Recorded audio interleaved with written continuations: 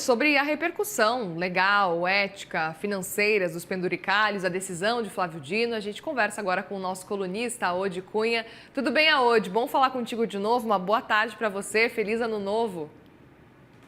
Tudo ótimo, Muriel. Bom falar com você de novo. Feliz ano novo para você e para todos que nos assistem. Aode, eu quero justamente entender a sua percepção diante da decisão do ministro Flávio Dino. Que tipo de recado essa decisão passa para o investidor, para quem acompanha essas decisões, essas notícias, com relação ao compromisso do Estado brasileiro com as contas públicas?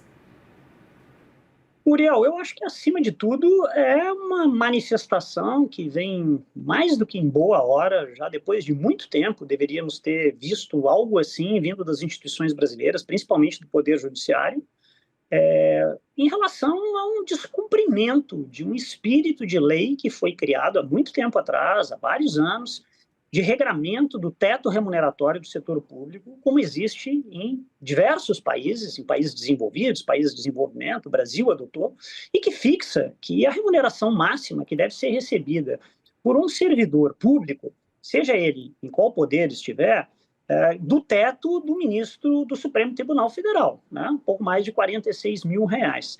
E o que a gente vê recorrentemente em diferentes poderes, no âmbito da União, em estados, são remunerações acima de 200, 300, 400, R$ 500.000 por mês, justamente por conta desse número muito grande de penduricalhos, que o próprio ministro Dino falou na sua decisão, né, na indústria de penduricalhos, indenizações que são feitas de vale alimentação, auxílio moradia, auxílio estudo, trabalho insalubre, trabalho adicional fora do horário de expediente, e que muitas, na maioria das vezes, são depois reempacotados e transformados em remuneração direta, e que explicam essas remunerações completamente fora de um padrão internacional.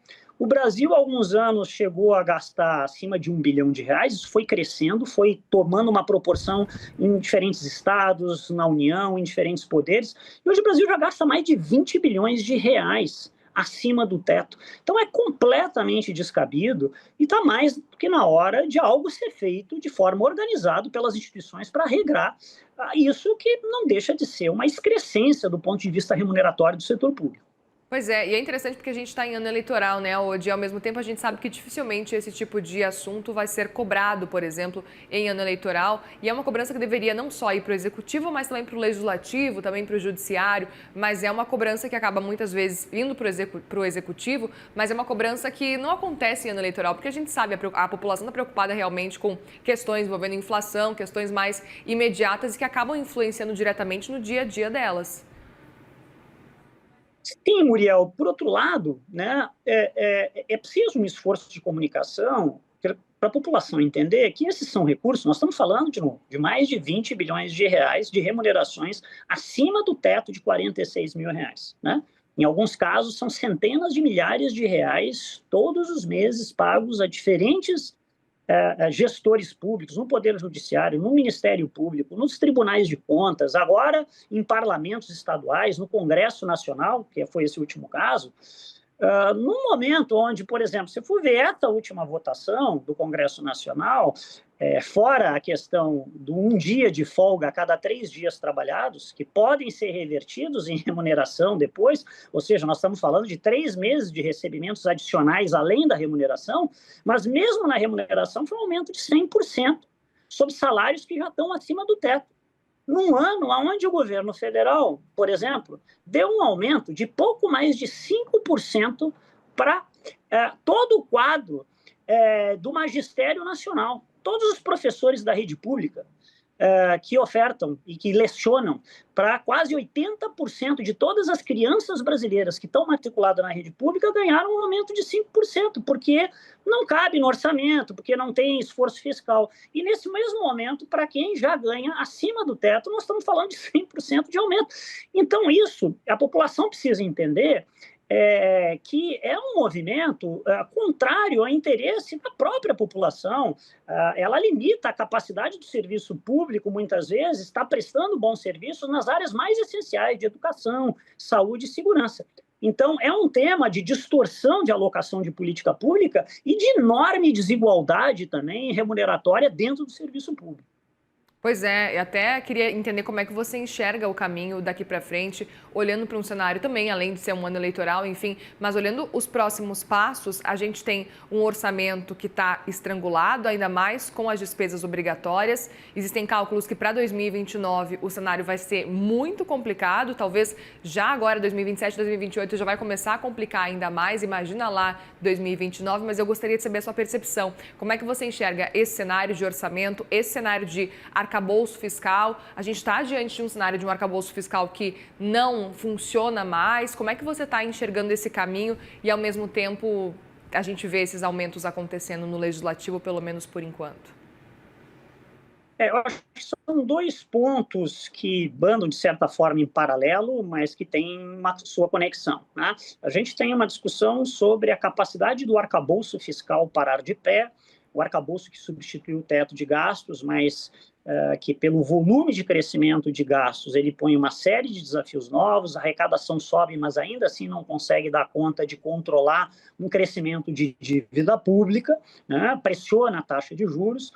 Então, certamente, um novo governo, seja lá quem for, vai ter que fazer um novo desenho fiscal depois de muito pouco tempo desse arcabouço fiscal a partir de 2027. Isso é um aspecto mais geral. Neste cenário, que é um cenário de dificuldade, de contenção fiscal, se torna ainda mais estranho, ainda mais questionável medidas como essa que vão liberando aumentos remuneratórios para quem já ganha acima do teto, que ganha muito bem, acima de 40, 50, 60 mil reais. E aqui é um componente de demonstração também, né? De correção ética, moral, de cumprimento de leis no serviço público. Porque como é que o setor público, seja no governo federal, seja nos estados, vai impor um princípio de responsabilidade fiscal, de disciplina fiscal, vai argumentar que não pode aumentar salário de professores, não pode pagar um pouco melhor os policiais, a servidores mais básicos da área de saúde, quando, ao mesmo tempo, permite remunerações muito acima do teto, remunerações que passam de dezenas, centenas de milhares de reais. Então, é um componente também, além do tema fiscal como geral, é uma questão importante de demonstração de responsabilidade com o recurso público, de política pública e de igualdade de tratamento entre servidores públicos. Outro ponto que eu queria entender também diante desse cenário é se você acredita que agora, depois desse movimento feito por Flávio Dino, e que agora vai ser avaliado também como um todo no STF, se você acredita que a gente pode ter talvez aí uma reação por parte aí do Legislativo e aí consequentemente também Executivo, porque a gente sabe que vai pegar várias áreas, mas talvez até que dificulte talvez reformas administrativas num futuro, levando em consideração essa necessidade de rever esse cenário. Eu acho que o mais importante nesse aspecto específico que está se tratando, né, dos penduricalhos e de uma unificação correta do teto de gastos, do teto remuneratório do serviço público, o que o ministro Flávio Dino colocou é que não é possível mais se pagar sem que não exista base legal. Mas mais do que isso, como, por exemplo, toda essa interpretação de indenizações, né, auxílios passados, que depois se transformam e muitas vezes tem uma interpretação dos próprios tribunais estaduais como sendo algo legal, eu acho que a única forma de se corrigir isso é uma nova lei. Uma lei feita pelo Congresso Nacional definindo claramente o que é o teto remuneratório e o que é considerado como remuneração, excluindo qualquer nova excepcionalidade disso.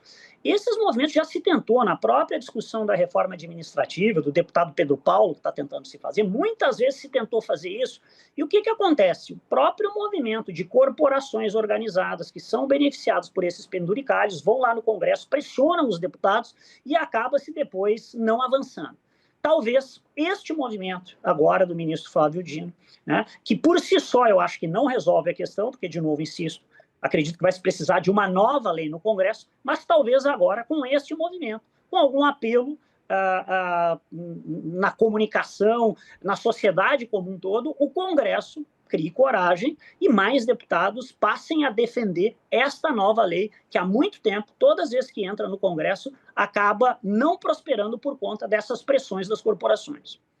Perfeito. E você acredita que é possível avançar com esse tipo de lei, ainda mais diante de um cenário eleitoral agora esse ano? Você acredita que é possível, Aode?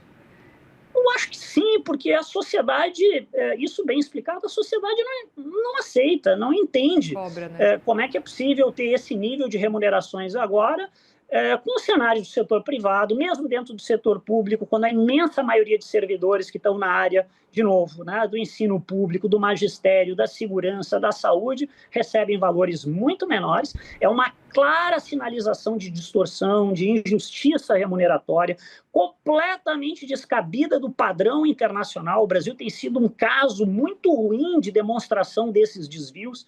Então, há um apelo público forte. Eu acho que, inclusive, ao contrário, em cenário eleitoral, seria uma demonstração de coragem do Congresso de regularização dessa situação brasileira completamente atípica e descabida no cenário internacional, e não só no Brasil, mas no cenário internacional também.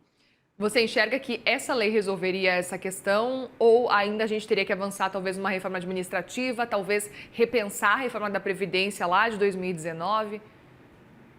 Eu acho que são temas distintos, tá? Eu acho que uma lei de teto remuneratória, ela por si só, ela já tem o seu mérito e a sua importância sozinha. Eu acho que ela é um componente de uma reforma administrativa maior, e talvez essa seja até mais difícil, mais complexa também nessa discussão política eleitoral, mas necessária também, se dotar de maior eficiência o setor público, na gestão do setor público, de melhor qualidade nas carreiras, na profissionalização do setor público.